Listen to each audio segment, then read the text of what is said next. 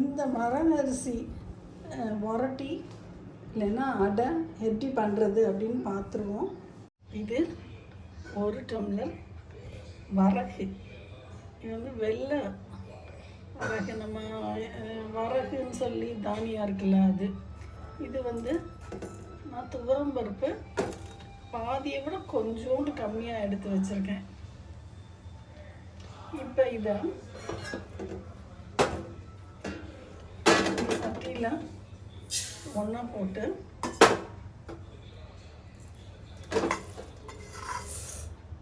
இதை நம்ம ஊற வச்சுக்கிறோம். இது நாளை காலையில் நம்ம அரைச்சிக்கிடலாம். தண்ணி ஊற்றி ஊற வச்சிட போகிறேன். இது நம்ம நல்லா கழுவிட்டு இந்த மாதிரி ஊற வச்சுருக்கோம். நாளைக்கு அரைப்போம். இந்த மாதிரி ஊறி வச்சிடலாம். இது நம்ம நேற்று ஊற வச்சோம். இது ஊறி இருக்கு வரகு. இதை வந்து நம்ம கழுவிட்டு வந்துடலாம். இப்போ நம்ம கழுவி எடுத்து வச்சுருக்கோம். இது இருக்கட்டும். இப்போ நம்ம 3 பச்சை மிளகாய், கொஞ்சோண்டு இஞ்சி, இந்த வரகு எவ்வளோ எடுத்தோமோ அந்த அளவு தேங்காய், இதையெல்லாம் நம்ம மிக்ஸி ஜாரில் போட்டுக்கிடுவோம். அடைக்கு தேவையான உப்பு போட்டுக்கிடலாம். இந்த தேங்காயை பாதியாக போட்டு துருவிக்கிடலாம். இப்போ இதை ஒரு அடி அடிச்சுட்டு வரேன். இந்த மிக்ஸியை அரைக்கவே இல்லை, நான் அம்மியில் வச்சு அரைச்சிட்டு வரேன். இல்லை 1-2 தட்டி கிரைண்டரில் போட்டுருவோன்னு பார்க்குறேன். இப்போ இந்த இதில் எல்லாத்தையும் போட்டுருவோம். கிரைண்டரில் போட்டுக்கிடலாம். இட்லி இப்போ தான் ஆட்டி எடுத்த கிரைண்டரு. இதில் நான் வந்து வரகு துவரம் பருப்பும் போட்டு தான் போட்டுக்கிடுவோம். இது சுற்றுது. நம்ம அப்புறம் தண்ணி வேணும்னா ஊற்றிக்கிடலாம். தள்ளி விட்டுருவோம். இது ஒரு எவ்வளோ நேரம் அரைக்குதுன்னு பார்ப்போம். நம்ம தண்ணி எதுவும் ஊற்றலை.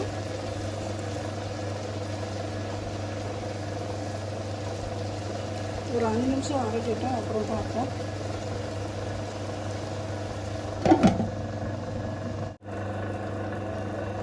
பாருங்கள், ஒரு 5 நிமிஷம் ஆகிருக்கு. இன்னும் கொஞ்சம் அரைக்கணும். இன்னும் கொஞ்சம் நெருங்கிருக்கு. இன்னும் 1 நிமிஷம் அரைச்சா போதும்.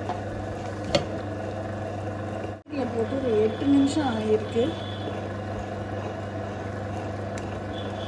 போதும். இதுக்கு மேலே நமக்கு அரைக்க தேவையில்லை. உங்களுக்கு தெரியுதா? இந்த மாதிரி கொஞ்சம் நொரன்னு வச்சுருக்கோம். இதோட நம்ம கிரைண்டரை ஆஃப் பண்ணிடலாம். ஆஃப் பண்ணிட்டோம். இதை நம்ம எடுத்து சட்டியில் போட்டுக்கிடுவோம்.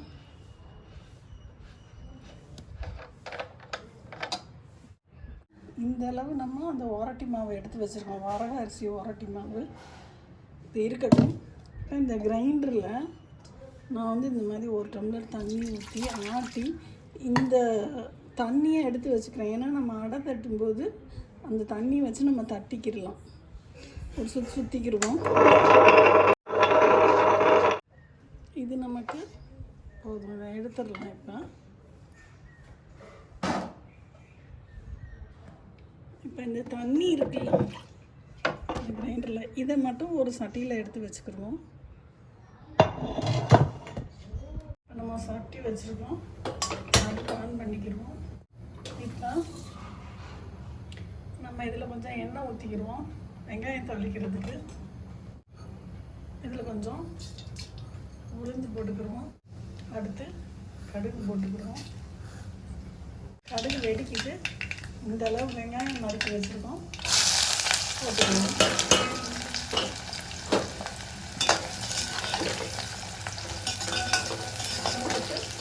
நல்லா வதக்கி விட்டுங்க.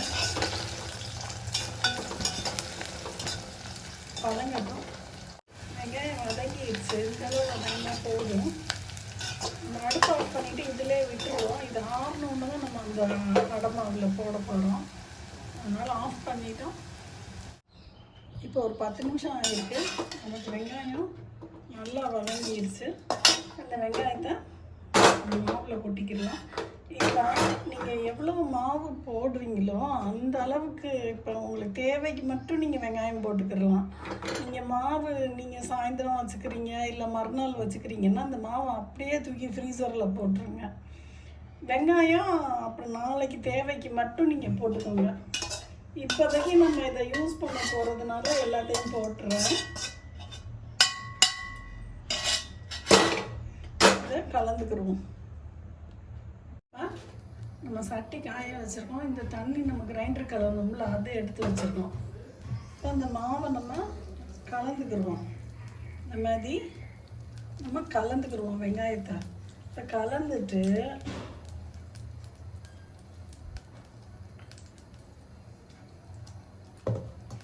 இந்த அளவு உள்ள எடுத்து இப்படி வச்சுக்கோங்க.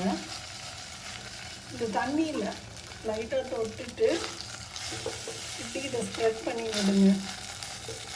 தண்ணி தொட்டால் தான் இது ஸ்ப்ரெட் பண்ண வரும். இந்த வரகரிசி உரட்டி இது இந்த மாதிரி பண்ணிட்டு கொஞ்சமாக ஓரத்தில் எண்ணெய் ஊற்றுங்க. ஏன்னா அடை உரட்டிலாம் நம்ம எண்ணெய் நிறையா தான் வேணும். அதுக்கப்புறம் இந்த மாதிரி மூடி வச்சுருங்க. அடுப்பை சிம்மில் போட்டுருங்க.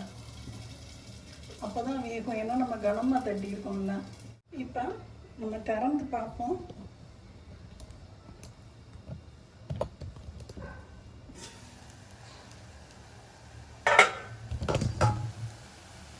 இப்போ பாருங்கள், இந்த மாதிரி இருக்குது. மேலே வெள்ளையாகவும் கீழே பாருங்கள் நமக்கு வந்து ஈஸியாக எடுக்க வருது. பேக் சைடு பாருங்கள் நல்லா மொறுமொறுன்னு வந்துருக்கு. அதில் எடுத்து வச்சுட்டு காமிக்கிறேன். இன்னொரு அடை போட்டுக்கிடலாம். பக்கத்தில் எடுத்து வச்சுக்கிடுவோம். அடுத்த அடை தட்டிக்கிடலாம். இந்த அளவு மாவை எடுத்து போட்டுட்டு தண்ணியை தொட்டு இந்த மாதிரி ரொம்ப கனமாகவும் இல்லாமல் ரொம்ப இதாகவும் நம்ம ஊற்றுறதுனா இன்னும் கொஞ்சம் தண்ணி ஊற்றணும். அதை விட இது டேஸ்ட் நல்லாயிருக்கும். இந்த மாதிரி ஒரு வெங்கல் சட்டி இருந்தால் தான் அது பண்ண முடியும். இப்போ இதில் ஒரு ஸ்பூன் இந்த எண்ணெய் ஊற்றி நம்ம மூடி வச்சிடலாம். வேகட்டும். சிம்மில் தான் இருக்கணும் அடுப்பு. அது திறந்து பார்ப்போம். இப்போ பாருங்கள் நமக்கு வந்து வெந்திருக்கு. இன்னும் கொஞ்சம் முருகல் வேணும்னா நம்ம வச்சுக்கலாம். இன்னும் ஒரு நிமிஷம் இருக்கட்டும். நமக்கு முருகலாக வேணும்னா இன்னும் ஒரு நிமிஷம் இருக்கட்டும். மூடி வச்சிடலாம். நம்ம திறந்துக்கிடுவோம். நமக்கு நல்லா வெந்திருக்கு தெரியுதா? மேலே வந்து நல்லா வெந்திருக்கு.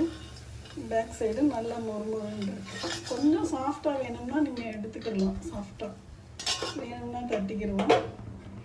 நான் இப்போ உங்களுக்கு பேக் சைடு காமிக்கிறேன். இங்கே பாருங்கள், இது வந்து பேக் சைடு. இப்போ இதோட பேக் சைடும் பாருங்கள். பேக்கில் வந்து நல்லா மொறுமொறுன்னு இருக்குது. அதே சமயம் சாஃப்டாகவும் இருக்குது. இது பாருங்க, இது வந்து இந்த மாதிரி தேங்காய் சீல் வச்சு நம்ம சாப்பிட்டுக்கிடணும். செம்ம சூப்பராக இருக்கும். ட்ரை பண்ணி பாருங்கள். இப்போ இதை உடச்சி காமிக்கிறேன். இங்கே பாருங்கள், மொறுமொறுன்னு ஒரு சவுண்டு வருது. செம்மையாக இருக்கும். ட்ரை பண்ணி பார்த்துட்டு சொல்லுங்கள் ஃப்ரெண்ட்ஸ். பை.